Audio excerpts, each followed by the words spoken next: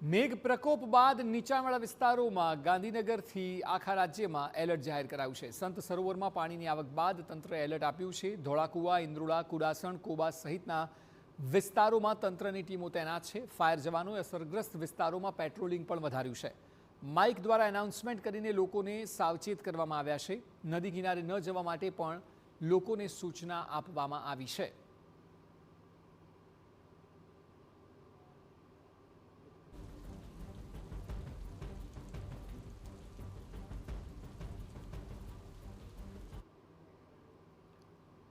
બનાસકાંઠામાં 2 દિવસથી ધોધમાર વરસાદ બાદ હાલાકી પડી રહી છે। વરસાદના લીધે નીચાણવાળા વિસ્તારમાં પાણી ભરાયા છે। ડીસા રાણપુર રોડ પર આવેલી પિંક સોસાયટી આગળ પાણી જ પાણી છે। પાણીના નિકાલની યોગ્ય વ્યવસ્થા ન હોવાના આક્ષેપ થઈ રહ્યા છે।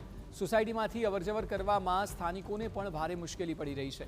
પાણીના નિકાલની યોગ્ય વ્યવસ્થા કરવા સ્થાનિકોએ માંગ કરી છે। સ્થાનિકોનો આરોપ છે કે દર ચોમાસામાં આ વિસ્તારમાં આ જ પ્રકારની સ્થિતિ સર્જાતી હોય છે। વારંવાર રજૂઆતો છતાં તંત્ર દ્વારા કોઈ જ વ્યવસ્થા ન કરાતી હોવાનો પણ આક્ષેપ સ્થાનિકો દ્વારા કરવામાં આવ્યો છે।